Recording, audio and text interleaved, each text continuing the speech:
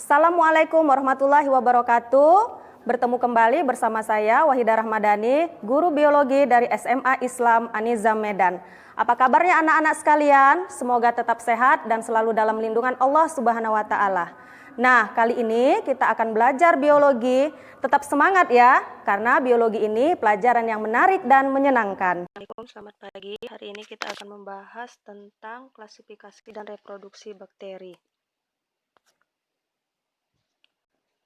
Kebanyakan sel bakteri tidak berwarna, sehingga jika dilarutkan dalam air dan diamati di bawah mikroskop, tidak memperlihatkan warna kontras dengan medium di sekelilingnya. Salah satu cara untuk mengamati bentuk sel bakteri sehingga mudah untuk diidentifikasi adalah dengan metode pengecatan atau pewarnaan. Pewarnaan gram atau metode gram adalah salah satu teknik pewarnaan yang paling penting dan paling banyak digunakan untuk mengidentifikasi bakteri. Dengan metode ini, secara umum, bakteri dapat dibagi menjadi dua kelompok besar, yaitu bakteri gram positif dan bakteri gram negatif. Untuk bakteri gram positif, bakteri ini memiliki dinding sel yang tersusun atas lapisan peptidoglikan yang relatif tebal, lebih rentan terhadap antibiotik penisilin, tetapi lebih resistan terhadap gangguan fisik. Contoh dari bakteri ini adalah Mycobacterium tuberculosis dan Clostridium botulinum. Sementara untuk bakteri gram negatif, dinding sel bakteri gram negatif terdiri atas dua lapisan.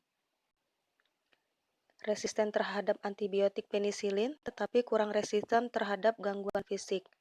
Contohnya adalah Chlamydia trachomatis dan Salmonella. Berdasarkan cara memperoleh makanannya, bakteri dikelompokkan menjadi dua, yaitu bakteri heterotrof dan bakteri autotrof. Yang pertama kita bahas terlebih dahulu bakteri heterotrof. Bakteri heterotrof tidak memiliki klorofil, sehingga sangat tergantung dengan bahan organik di sekitarnya. Bakteri ini mendapatkan makanan dengan cara menguraikan sisa-sisa tubuh organisme lain menjadi bahan-bahan anorganik yang berupa mineral-mineral.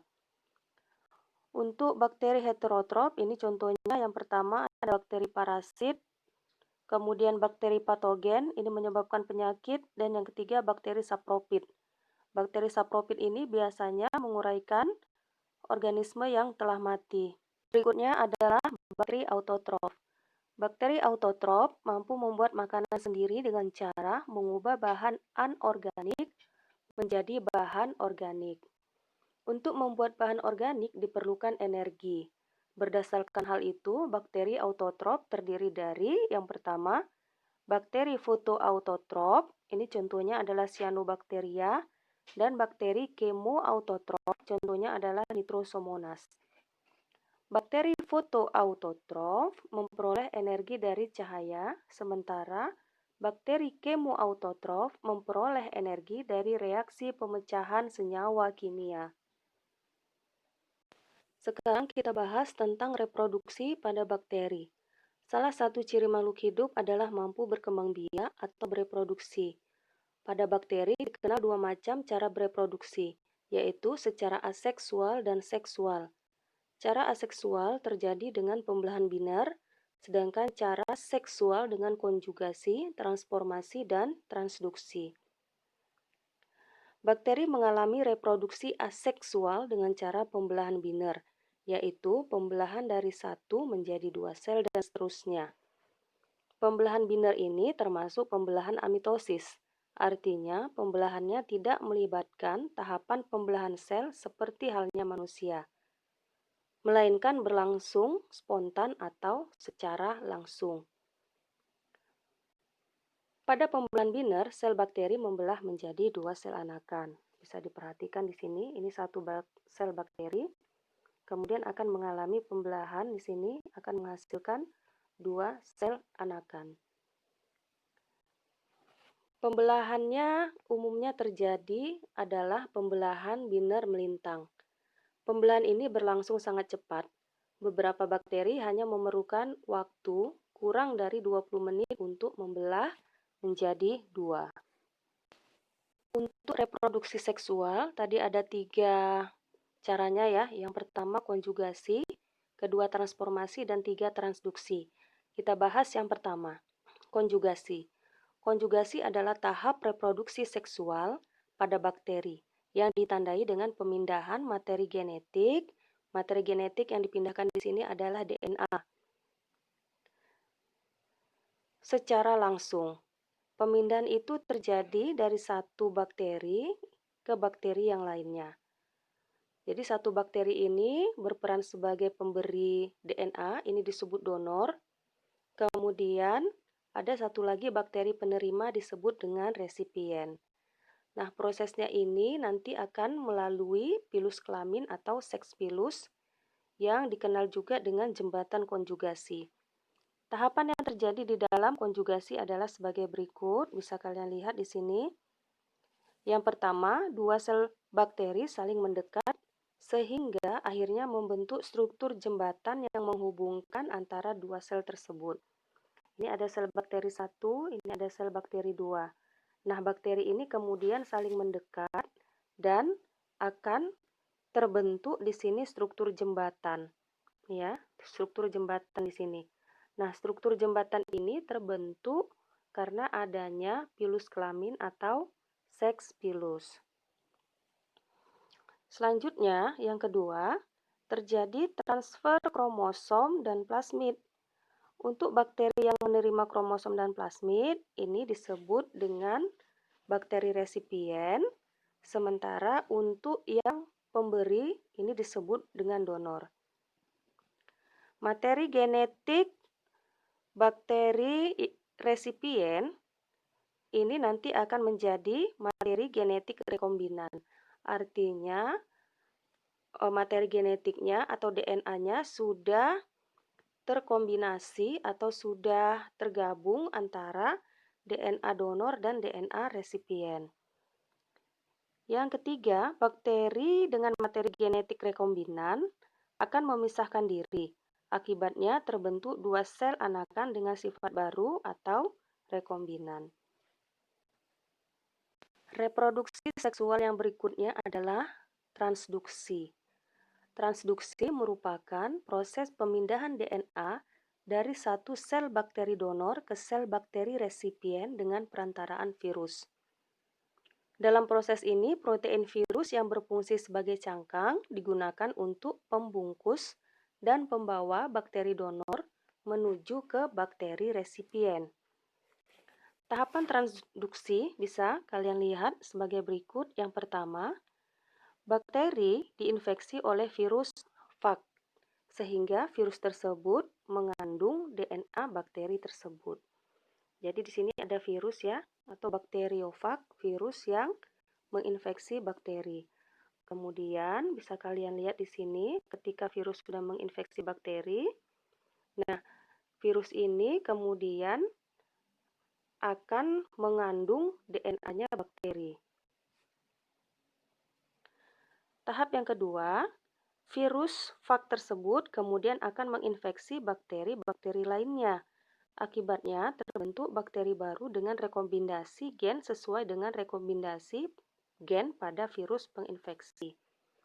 Jadi ini ada bakteri 1, ini ada bakteri 2. Nah, pada saat bakteriofag atau virus menyerang bakteri 1, virus di sini mengandung DNA-nya bakteri 1. Selanjutnya, virus akan keluar dari bakteri 1 dan menginfeksi bakteri kedua.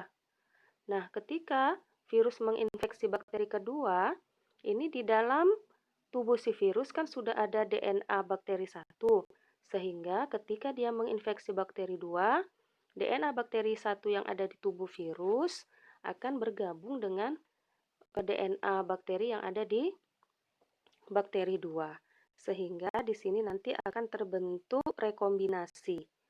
Rekombinasi ini adalah gabungan dari DNA bakteri 1 dengan DNA bakteri 2. Tahap yang ketiga, kemudian terbentuklah bakteri-bakteri rekombinan. Reproduksi seksual yang ketiga adalah transformasi. Transformasi merupakan peristiwa di mana bakteri memperoleh DNA dari lingkungan sekitarnya. Permukaan sel bakteri memiliki protein yang dapat mengenali DNA dari jenis yang masih berkerabat, kemudian mentransport DNA tersebut masuk ke dalam sel. Di dalam sel, DNA asing tersebut akan menyatu dengan DNA inang dan menyebabkan perubahan pada struktur DNA awal. Perubahan struktur ini akan menyebabkan perubahan sifat bakteri tersebut. Dalam proses ini, tidak terjadi kontak langsung antara bakteri donor DNA dan bakteri resipien. Selanjutnya, kita bahas tentang manfaat bakteri. Di sini banyak ya manfaatnya. Yang pertama ada acetobacter di sana. Ini digunakan untuk membuat cuka. Kemudian ada Clostridium acetobotulicum. Ada Bacillus brevis, ini digunakan untuk membuat antibiotik. Selanjutnya ada Nitrosomonas. Nitrosomonas ini bakteri yang ada di dalam tanah yang berfungsi untuk membantu mengikat nitrogen pada tanaman kacang-kacangan. Selanjutnya ada Lactobacillus casei, ini digunakan dalam proses pembuatan keju. Ini juga banyak ya manfaat bakteri lainnya. Yang pertama di sini ada digunakan untuk membuat yogurt, membuat tape, roti, kecap, kemudian antibiotik, mentega, sauerkraut, dan lain sebagainya. Nah, selain menguntungkan, bakteri juga sebagian ada bersifat merugikan, khususnya dapat menyebabkan penyakit. Yang pertama di sini ada penyakit TBC ya. TBC ini penyakit yang menyerang paru-paru sehingga fungsi kerja organ paru-paru terganggu. Bakteri yang menyebabkan penyakit TBC adalah Mycobacterium tuberculosis. Kemudian yang kedua ada penyakit Pate atau Frambusia. Nih, bisa dilihat. Ini disebabkan oleh Treponema pertenu. Kemudian ada penyakit pes, ini disebabkan oleh Yersinia pestis. Selanjutnya di sini ada penyakit antraks. Nah, untuk penyakit antraks ini awalnya bakterinya ini berada di dalam tanah. Kemudian bakteri ini menginfeksi hewan. Nah, seiring dengan proses evolusinya, selanjutnya bakteri antraks ini bisa juga menyerang manusia. Ini pes, ini akan menyebabkan kerusakan juga ya.